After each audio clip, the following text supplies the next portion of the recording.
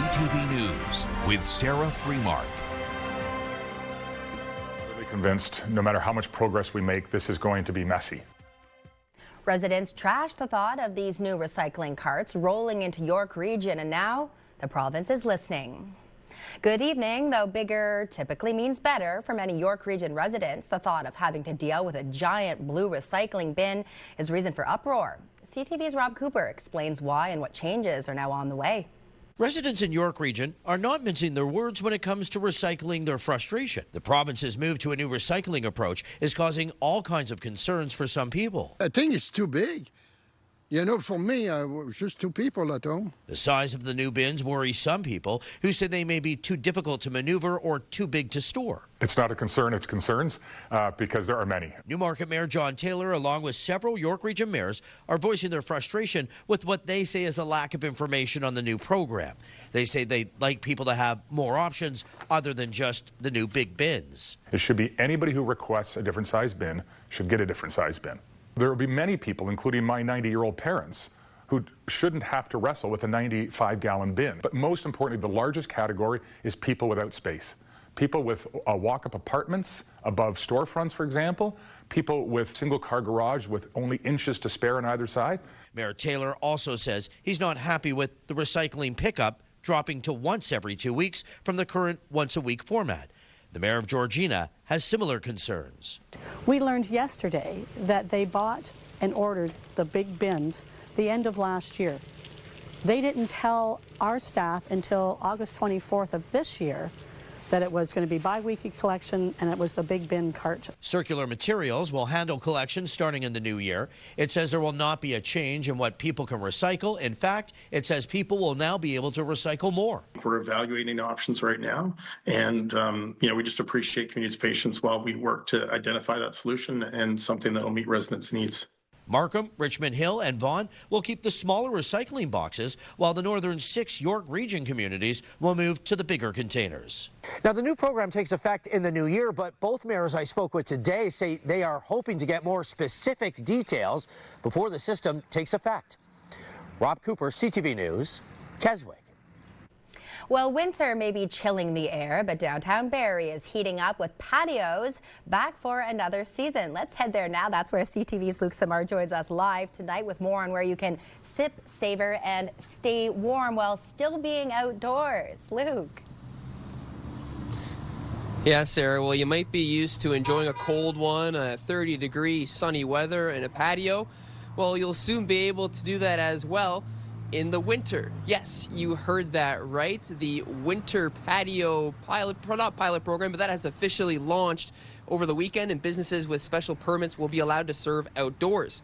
Flying Monkeys Craft Brewery will once again operate a winter patio downtown throughout the winter months, and participating businesses will have to maintain a 1.5-meter clearance of sidewalks and be responsible for snow clearance.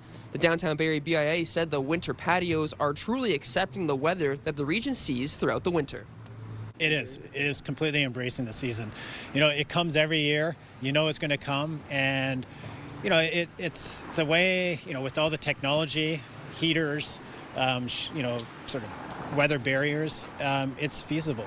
And, you know, I think, again, we've got so many patios in the summer that there's enough interest that I think we can create a great program for the winter.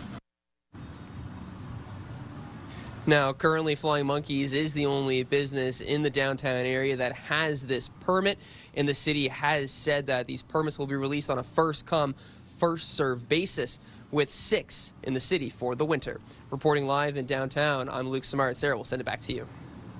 Well, how about that case? Asking if it's patio weather has an entirely new meaning now. Well, I mean, the record high on this day, 21 degrees back in 1953, so I guess there's a good reason patio weather should continue. Or is there? Let's continue with a first look at the forecast and dive into it right now. Here we go. First look at the forecast brought to you by Presler Injury Law. Call 1-800-JUSTICE. We're sitting right at the freezing mark now, Sarah. 0. Winds are calm for the time being anyway. This is a look at the temperature outside your door. 3 degrees. Yeah, 3 degrees in the Sunshine City of Orillia, 4 in Toronto. It looks like 1 degree in Gravenhurst and 2 degrees Parry Sound Way. Call it 1 in Collingwood and 2 in Owen Sound as we speak. A quick look at the radar satellite images and a little bit of cloud cover for this evening. A little bit is right and not much more. Coming up just ahead, we'll tell you how long seemingly the sunny weather should stick around. All that coming up in a few minutes' time. But more importantly, if it's patio weather, as far as Mother Nature's concerned. All that in a few minutes' time. Back inside, Sarah. Thanks very much, Case. And now to the bail hearing for one of the 5 men accused of kidnapping and attempted murder after police found a man bound and beaten at an abandoned gas station back in September. CTV's Mike Arcelides reports. 41-year-old Dwayne Pennant has been granted bail, but it wasn't the release plan he'd hoped for. He was granted bail after 3 loved ones, including his employer, pledged a total of $125,000 to get him out.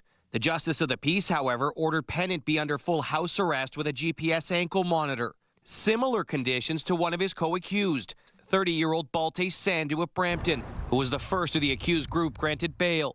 In mid-October, Sandhu and 4 sureties put up $250,000 to secure his release from custody under 24/7 supervision. Pennant, who is also from Brampton, is charged alongside Sandhu and 3 other men from the GTA with attempted murder and kidnapping, forcible confinement, and breaking and entering to commit an indictable offense. The charges stemming from their alleged involvement in the kidnapping of a Mississauga man police say was found inside this abandoned downtown Orillia gas station, bound and beaten, later taken to hospital with serious injuries. 2 of Pennant's other co-accused were denied bail last month. 63-year-old Surjit Singh Bains of Woodbridge and 31-year-old Manraj Mann of Brampton were taken back to jail despite loved ones pledging more than $200,000 for Mann and $50,000 for Bains during special bail hearings. Bains is seeking another opportunity at bail in December. The 5th man accused, 51-year-old Gurji Anthony Gorburn of Toronto, remains in custody. According to court documents obtained by CTV News, Gorburn has a lengthy criminal record, including assaults and breaking and entering charges. He returns to court in a week. A publication ban prevents any evidence heard in court from being released. Having been granted bail, Pennant and Sandhu are scheduled to return to an Orillia courtroom in January. The allegations against them have not been tested in court. Mike Arcelides, CTV News, Barrie. The man charged with killing a Canadian tourist on a golf trip in Wisconsin this past September has entered a not guilty plea in court. Luis Cruz Burgos is accused in the shooting death of Stouffville's Mike Robinson, who was on vacation in Sheboygan Falls when it happened. Investigators say Robinson tried to negotiate a ride with Cruz but refused his price and decided to walk. Robinson was shot afterwards. Cruz faces up to 60 years in prison if convicted.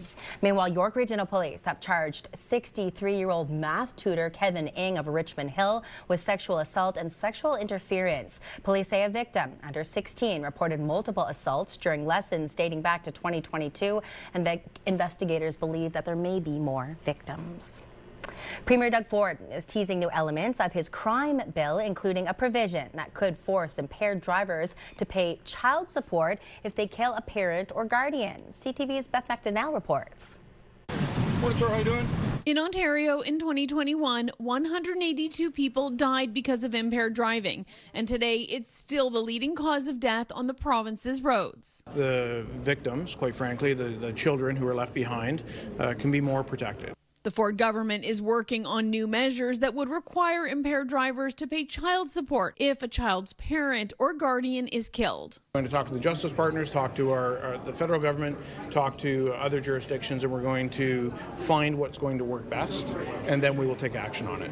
The government says it's looking for ways to ease the burden from impaired driving tragedies and provide financial stability for children left behind. If they can get it into law that this is an automatic thing if you're convicted for impaired driving causing death, then there's not a whole new process to go through. That just becomes part of the penalty.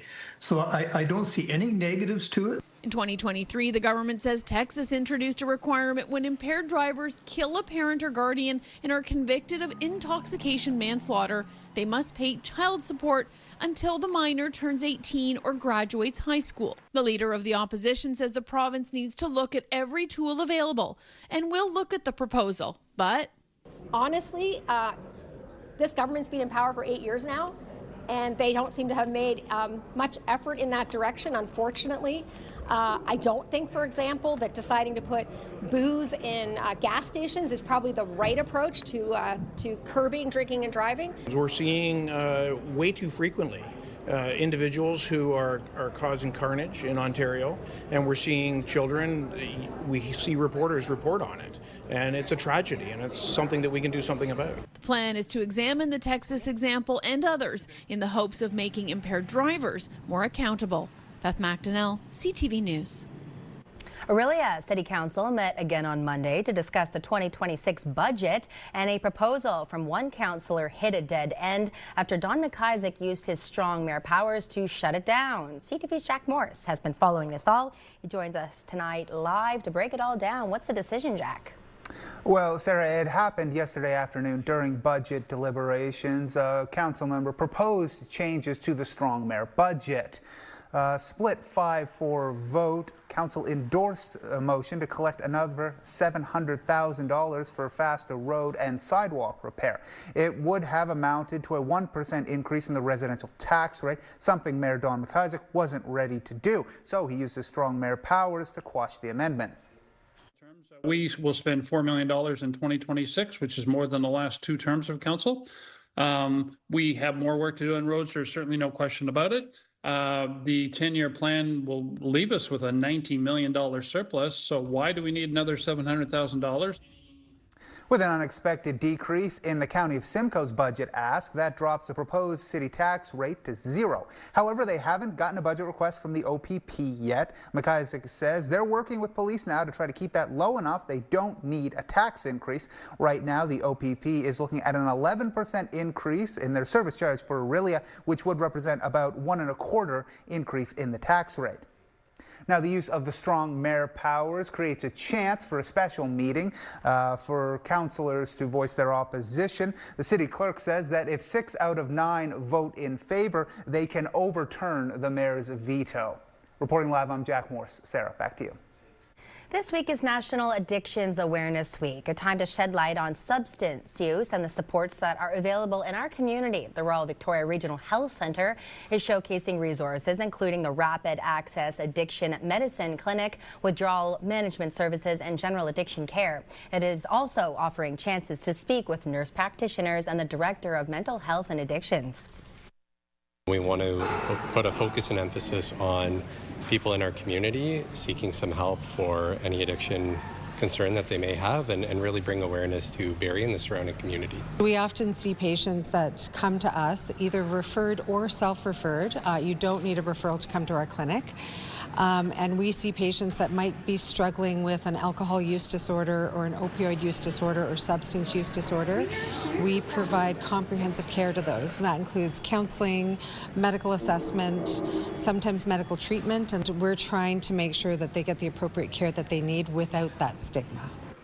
This year's theme is Anchoring Hope, highlighting how hope can drive change and support recovery amid challenges like substance use and mental health.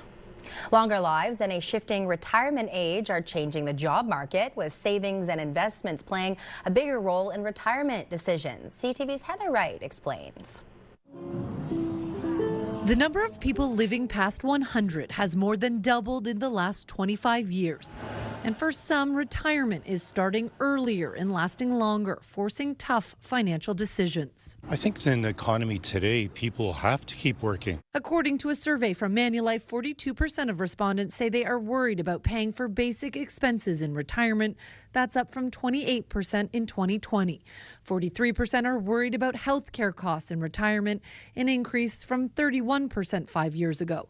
And nearly half say their retirement savings are behind schedule. That concern around day-to-day expenses, this is something that is a concern for pre-retirees and everybody. So it's not surprising to me that that would also be a concern going into retirement. While the number of people retiring early is increasing, it's not always by choice. According to Manulife, only 15% of those who retired early did so because they had saved enough money. 33% retired due to their health, while 13% retired to care for a loved one, which is why experts say planning for various scenarios is key. Disability is a reality as you get older, and especially amongst seniors. It's just really critical that we're planning for that in the retirement plan. Experts say another factor to consider is inflation. And while it dipped slightly to 2.2% last month, the cost of living is still putting a squeeze on people living on a fixed income. Heather Wright, CTV News. Confusion over best before dates is leading to good food being thrown out. That's according to research from Dalhousie's Agri-Food Analytics Lab, showing 70% of Canadians understand the dates, but 4 in 10 discard food that is still safe to eat, with majority saying they rely only on the date to decide if the food is good. The group behind the study urges Canadians to trust their senses with the look, smell, taste process. The annual list of the most stolen vehicles here in Canada has been released, and while auto theft has been on the decline nationwide, losses still top $1 billion annually in claims. CTV's Pat Foran has more.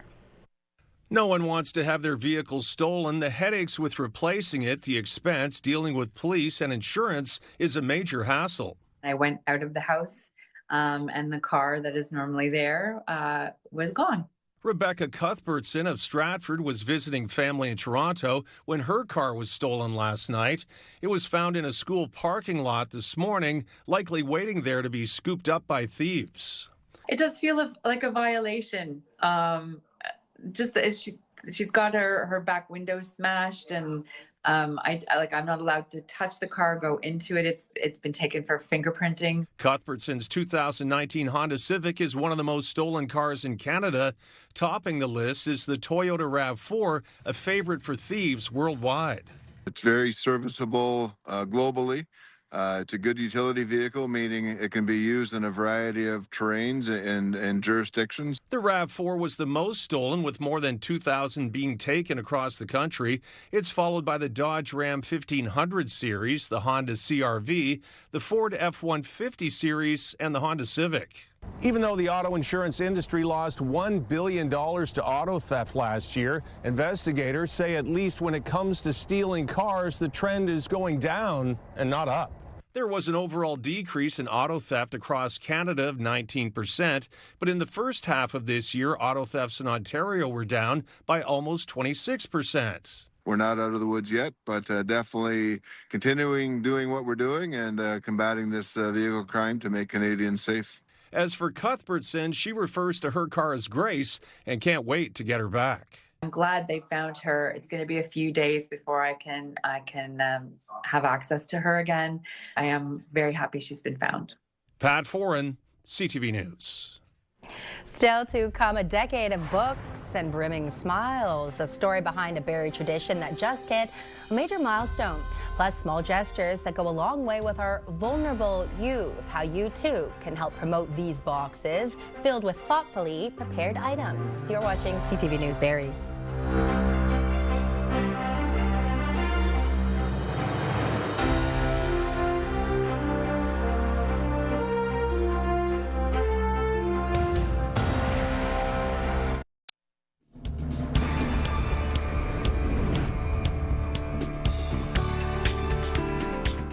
Thanks for staying with us. The holidays can be especially tough for vulnerable young people in our area, and Youth Haven sees it every day. Since 1987, the Boxes of Hope campaign has raised more than $400,000 for those who are struggling. A $50 donation fills a box of hope with practical necessities like toiletries, socks, hats, and gift cards. Last year, the campaign helped keep more than 140 youth off the street and helped reunite 66 young people with family and friends.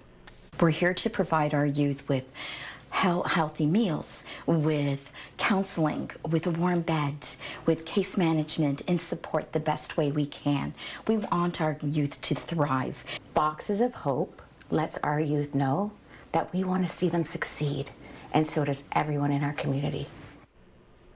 Youth Haven says it is confident the Boxes of Hope will be opened Christmas morning at its new home on Wellington Street in Barrie. And students here in Barrie cracked open a classic today for the 10th anniversary of Rotary Book Day in classrooms across the city. But let's get right into the book, and we're going to learn about Andy and Elmer's adventure. The book is published by a Rotary Club in Ohio, so we bring that book up to here into Barrie, and it talks about the four-way test and some of the Rotary values, but it also talks a little bit about a business plan and a business opportunity for Andy and Elmer. Started sketching a label. I'll call them. Every grade 2 student received a free book, a decade-long tradition that has now put more than 10,000 books into little hands. At Maple Grove Public School, students joined school board leaders and Rotary volunteers for a special reading of Andy and Elmer's Apple Dumpling Adventure. Suddenly, an apple fell from the tree and plunked him on the head. It's just so wonderful to have physical print in the hands of our students, and for our students to have a physical copy of a book to take home that they can share with their families, and have that opportunities for families to gather together and read a book. And this is one way that we really thought was important in terms of literacy and youth education. And so the opportunity presented itself to partner with the school board. The story celebrates truth, fairness, goodwill, and teamwork, the same values this community book program has been building for 10 years and counting. The Kempenfeld community players are taking Alice in Wonderland through the looking glass, a fresh twist on the classic. That's enough numerical stuff. Enough of your scarlets and crimson and balloons and rouges and cherries and reds. Up with their heads! Alice in Wonderland Jr. is a 60-minute stage show created by kids for kids. It's packed with adaptations perfect for young actors and audiences, and even comes with a study guide so teachers can turn the magic into a classroom lesson. But for the kids in the cast, it's way more than a show. It's a chance to learn, grow, and shine on stage. Really great memories, really great friends made, and really cool being able to perform for schools from our community that come and see this show. It's some of the biggest audiences you'll ever get to perform in front of without, going to the Toronto or the big city. It's crazy. At the studio, it's such a small space, and moving from there to here, it's been really crazy. It's like I didn't expect our set to be so big, and I didn't expect everything to be so big, but I really should have. It's Alice in Wonderland. Everything's crazy magical. The cast has been rehearsing since the school year started, and this weekend the show will take to the stage with 4 performances from Friday to Sunday. Casino Rama has released its early 2026 concert lineup with classic and hard rock shows galore. Where will we be after the spotlight fades? The Bare Naked Ladies will return to the iconic stage on February 27th. There will also be a series of rock shows stretching from January through April with Sweet, Harlequin, Nick Gilder, and Sweeney Todd on January 24th. Tessa will be in town on February 6th, known for 80s rock anthems, and the season closes with George Thorogood and the Destroyers on April 3rd. Tickets for all of those shows and events are on sale now. Of course, if you are looking for a way to get there online, that can be found on our website along with a plethora of other information. ctvnews.ca/Barrie, or scan that QR code on your screen. Coming up, we're working on building CTV Barrie's Toy Mountain, filled with this year's hottest toys for those of all ages. We'll show you the first donations coming in from VTech in just a few moments, but right now let's head outside. Hey, we're coming up on World Toilet Day. And just ahead, we'll let you know who gets the sunshine and who gets the... Shall we take a look at the Weather Watcher artiste? Yes, let's take a look at Avery's offering beautiful Christmas ornament. You're watching CTV News Barrie.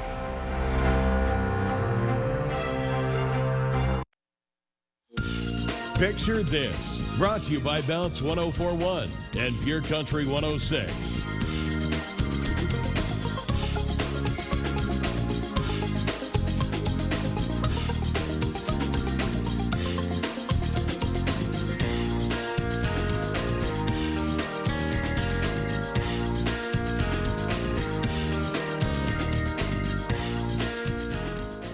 We are showcasing the heart of our community this week here on CTV Barrie, so please do continue to send those photos of your acts of kindness, volunteer moments, local events. Picture this at ctv.ca. Now, Case, you mentioned it was what, National Toilet Day? Tomorrow. Oh, tomorrow. Okay, well, today, I think you'll like this. You know whose birthday it is? No. It's Mickey Mouse's birthday, yes. Born via Walt Disney's Sketchpad way back in 1927. Well, that's I should remember that, shouldn't I? Is that what you're saying? Yes. I understand, Minnie. You can use that one in years moving forward. All right. Well, Mickey, I was called Mickey a few times in my life, kind of a nickname, so I should have known that. Thank you very much for passing that information on. And now I shall pass on some weather information to you. Just to let you know, kind of a bizarre evening, we do have a couple of moths flying around out here, which is kind of unusual for November when you're looking at 0 and below 0 temperatures. Kind of different. That's kind of the way the forecast is. Yes, there's a bit of a difference to it. 2 degrees in Owen Sound right now, 1 in Parry Sound, 0 in Gravenhurst. It looks like 1 in Alliston, -1 in Newmarket. Is that the cold spot? Yes, that. And Mount Forest, 3 degrees, holding steady, 3 degrees in Toronto. This is the almanac for today. 2 above, 2 below. There's our day. That's pretty much it. A record, as mentioned, 21.1 degrees in 1953. Wow, that's warm, isn't it, for certainly the middle of November. -16, 2008. Okay, that's certainly believable, isn't it? Sun rises tomorrow 7:20, sets at 4:47. 9 hours and 27 minutes of daylight. This is your forecast radar. Did you see that? Did you see the active weather there on the bottom left part of the screen? It's gone. Wasn't there long. It's gone. Southern Ontario, the southern tip of Ontario. What's back? And it's gone. I have that directed because that's about all we're really looking at as far as active weather goes. There's nothing really to speak of. This is overnight. Southern tip of Georgian Bay Lake, Simcoe, overnight -3, -4, partly cloudy skies in Owen Sound, mainly cloudy everywhere else. And then for tomorrow, well, let's go 3 above. Yes, 3 degrees above the freezing mark and mainly sunny conditions. Nice day for November. Orangeville, Bradford, Georgina, Newmarket, Richmond Hill, -3, -4, -5, partly cloudy skies for us to enjoy this evening on our walk as we bundle up and head out. 3, 4, 5 degrees for the high tomorrow. Mainly sunny, Sarah. That's what we're looking forward to. Mainly sunny skies.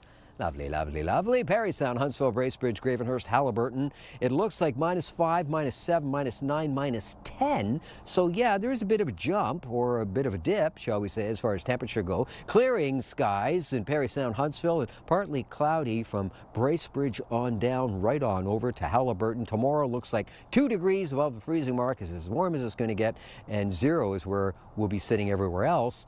Under sunny skies. That's tonight and tomorrow. Now, time for the Diamond and Diamond Lawyers 5-day extended forecast, and it looks like this starting in Simcoe County this evening. The sun wants to stick around. Sun and clouds, 6 degrees for Thursday.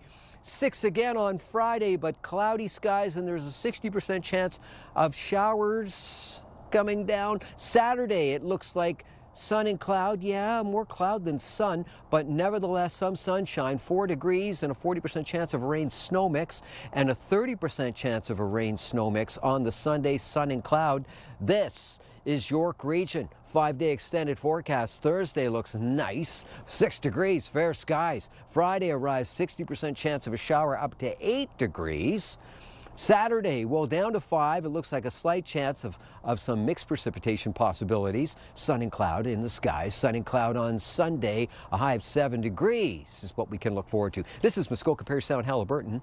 And Thursday, right across the board, looks like fair skies across our region. 5 degrees for the high, 6 on Friday. Cloudy skies, there's a 60% chance of some mixed precipitation. Come down as rain at 6, -7, it's coming down to snow. Saturday, sun and cloud, and 3 degrees for the high, and 6, we're doubling the 3 on Sunday, or push it to 6 degrees, sun cloud, and a 30% chance of a rain-snow combination. That is nothing sensational as far as weather goes for November, so we just have to maybe not necessarily look to the skies to get our thrill. Kind of feels like soup weather, unless it's Vichyssoise. Today is also National Vichyssoise Day. Do you know what that is? No, I don't. Cold soup. Oh, cold soup. Yeah. I hate cold soup. It's a Polish classic. Oh, well, there you go. I'll warm you up to the idea. Pickled cold soup? Pun intended. Now you've crossed the line. All right, we've got to move on. I'll see you in a bit because now we need to talk about CTV Barrie's Toy Mountain. Of course, it's back for another year. The need is greater than ever. We're working to brighten the holidays for more than 3,000 children and youth with Simcoe Muskoka Family Connections. And this year, toy companies, they sure are showing their support again. Luke takes a look tonight at some of the first donations from VTech. Tonight in the Access Storage Toy Shop, it's all about the youngest members of the family, giving them the tools they need as they venture out on their journey of discovery thanks to VTech. And it all starts with the Buzz and Learn activity table from VTech.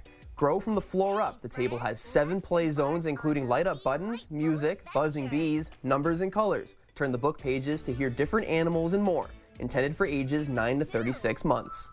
Next, the 4-in-1 Steps and Stages Activity Center will be sure to keep your baby engaged from the floor to sitting to crawling. You can interact with 4 panels all at once or separately. Listen to music, color, names with the lights, and piano keys. Hit the road with the driving zone and find shape surprises with the sorter and blocks. Best for ages 3 and up. And it's time to tech up with a compact laptop ready to teach. Packed with over 200 words, 80 apps and games, kids can learn to practice computer skills. Apps include a weekly planner and a notebook and games that explore subjects like math, science, language arts, music, and French. The best part, no internet required. Intended for ages 5 and up. Ready for an adventure? This adorable puppy pal will walk along the floor with your little ones following, encouraging children to crawl and walk. Press the button and the puppy comes to life, wanting to go out on walks while it wags its tail. Intended for ages 6 months and up. And how about some house chores? Start the engine and mow or go anywhere with this 3-in-1 combination driver, lawnmower, and tractor. Easily transform and play in 3 ways with this interactive toy. Encourages movement and pretend play. Explore the steering wheel, gear shifter, and horn for realistic sounds and dance to music on the radio. Intended for ages 12 to 36 months. And how could we forget about Bluey? Hop in the car and take a wonderful ride around town with the pup. The play set has lots of interactive parts, including the chimney to open the door and launch the vehicles. Explore Bluey's school or the beach. Best for ages 1.5 and up. Now all of these great toys from VTech will help us build up that toy mountain. From the Access Storage Toy Shop, I'm Luke Simard. You too can help build up that toy mountain. Please do drop off a new unwrapped toy at the CTV station. That's 33 Beacon Road here in Barrie. There's a little toy box at the front door. If you can't make it in person, go to ctvbarrie.ca. That click will turn into toys.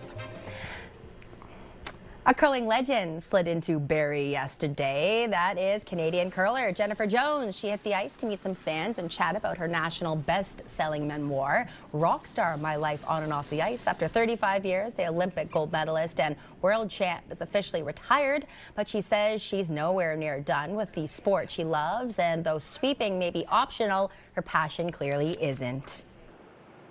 I think when I retired, the one thing that I actually missed the most was talking to the fans and all the people who love curling and just the impact that they've made on my life. So this book tour has been incredible. I've been able to reconnect with some fans and touch base with some curling clubs who really made my dream so much bigger than I could have ever imagined. Jennifer added that she has huge gratitude for everyone who supported her over the years, and now that she's off the ice, she hopes to spend even more time connecting with them. In fact, tomorrow we'll sit down with Jennifer Jones in the CTV News studio for an in-depth conversation, including some of the bias she feels that she had to overcome during her 3-decade career. Now, it was all down to the wire last night at the House of Commons. The federal budget, it squeaked through, but just barely. We'll take a look at what that means for Canadians. Stay with us. That's next. Hi, we're Martin and Steph from Bounce 104.1. And this week on the show, we are giving away pairs of tickets to see Alan Doyle at Massey Hall in Toronto. So make sure you're listening weekdays from 5:30 to 10.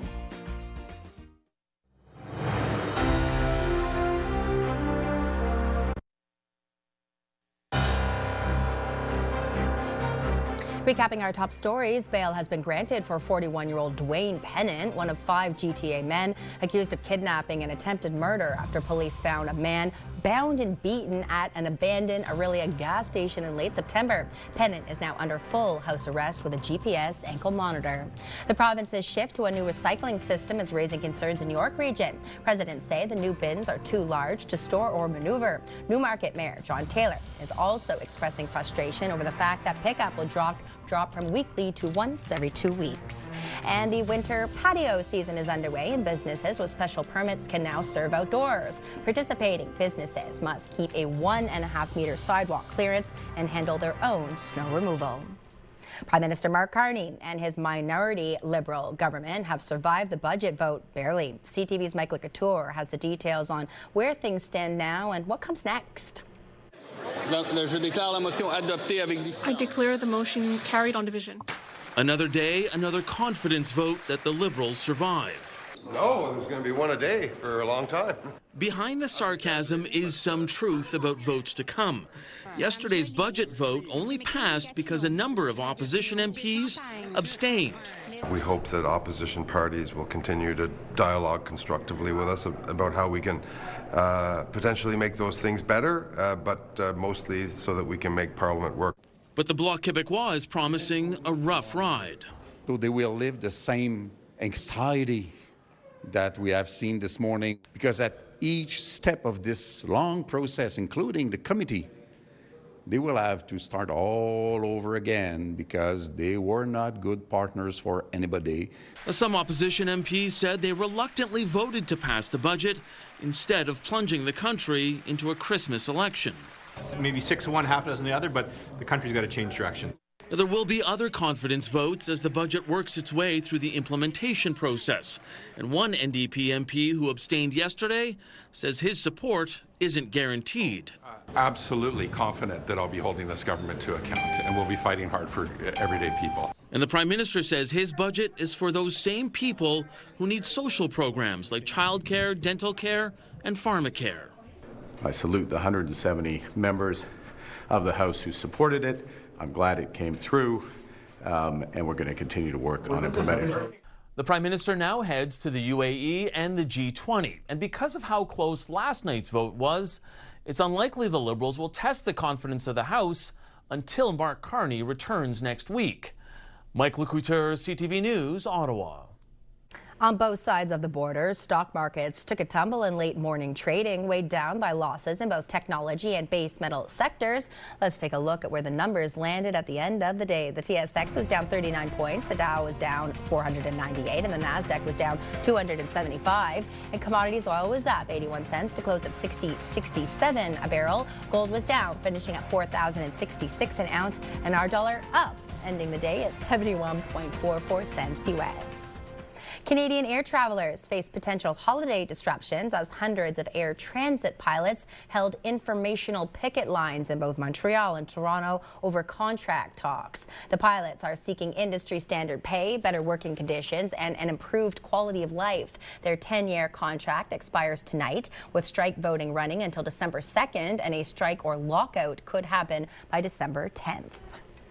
The Tim Hortons Holiday Smile Cookie campaign is officially underway, and this year every cookie comes with a boost for local charity. From now until November 23rd, 100% of proceeds from each Smile Cookie purchase across our locations will go towards the Tim Hortons Foundation Camp. That's 50%, and the other half to the Barrie Food Bank. The more cookies sold, the more support for our community. So please go ahead and treat yourself, make a difference, and have a cookie or two. It's parade day for the Saskatchewan Rough Riders and their Rider Nation fandom. We're gonna fight! Fight for your right! The celebrations kicked off yesterday when the team returned home with the Grey Cup, and the party continued today with a parade through Regina. The team traveled along the Green Mile to the provincial legislature, where they hoisted the team's 5th Grey Cup. We are 24 hours away from the Country Music Awards, and coming up on CTV Barrie, we'll take you to Nashville, where Pure Country's Shannonella has been chatting with the stars ahead of the 59th annual CMA Award show. Stay with us.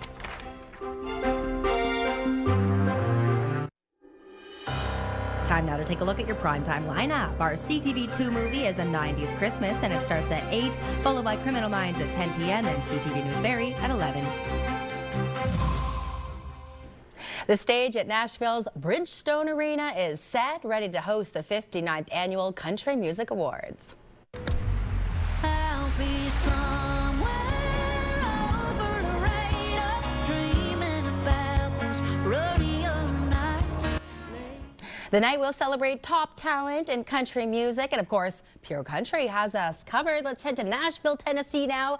That's where we find our Shannonella. Of course, we hear you each day on Pure Country 106. How has it been going? The city must feel electric, Shan. Yes, it's amazing. We've been walking past Bridgestone Arena every day coming to the interviews, and like the big poster of Lainey Wilson in front of the arena, who of course is going to be amazing hosting, and you can just tell like there's a buzz when the CMA Awards are happening. Nashville like really comes to life, and there's a lot of people on Broadway. What do you think makes the CMAs so special, Shan?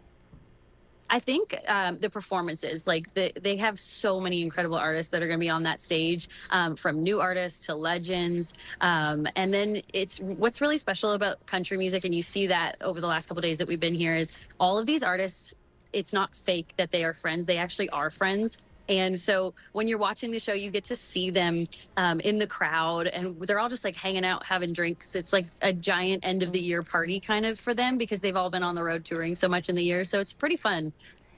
One of the most popular categories, or perhaps biggest, is the Entertainer of the Year award. Who are the top contenders? Ooh, it's hard to choose one, but of course, Morgan Wallen, reigning Entertainer of the Year, and then Lainey Wilson, who won it in 2023. So you got them, Cody Johnson, Chris Stapleton, Luke Combs. Like that category is so stacked. And if you've seen those shows, they're all deserving of being in the category. So I'm definitely gonna be staying up late to see who takes home the big one. And I understand that Lainey Wilson will once again be doing double duty. Is that right? Yes. That is, and this is the first year she's going to be hosting solo, which she's going to be amazing.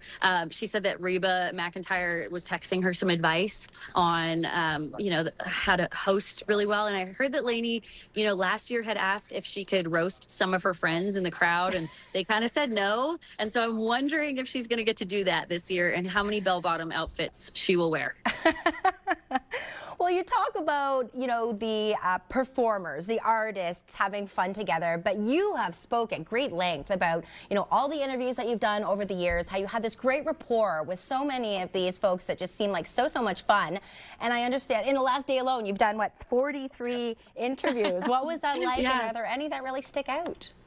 So many, yeah. 43 in 2 days is a lot. I'm going to need a day to recover from that. But so many great ones. Artists that I haven't seen in a while or had a chance to chat with. Zach Top being one of them, who is so funny. I'm hoping one day he gets to be a host of one of these award shows, because he's hilarious. But he was definitely a standout. And Luke Combs, I mean, with what a big artist he is, he's so down to earth and so normal. So it's really cool to see him in this environment and just get to sit with him and talk about his year. It's pretty cool. Is there anywhere that we can take a look at those interviews now, or are you hiding them until after the show? No, we're not hiding them. They are, of course, all over our social media at Pure Country, and then on our Pure Country Radio YouTube channel. You can go there and find them all, and I'm sure we'll have performances from the actual awards after as well. Well, I just love that you're there, Shan. Have an amazing, amazing time. Thank you. And of course, don't miss the 59th CMA Awards on CTV Barrie tomorrow night. Let's talk about items from the estate of Orillia's very own Canadian music legend. Of course, that's Gordon Lightfoot. They're going up for auction. Pieces up for bid include his iconic 1948 Martin D18 guitar. That is now considered part of Canadian music heritage. There will also be a huge selection of stage costumes and rare memorabilia, even some from his 1960s Orillia band, the Two Timers and the Two Tones. The sale goes to the Toronto Gallery on November 26th with online bidding available. Someday, Casey Colby, all of your items will be worth a fortune, I'm sure, at auction. All your hats. Sure.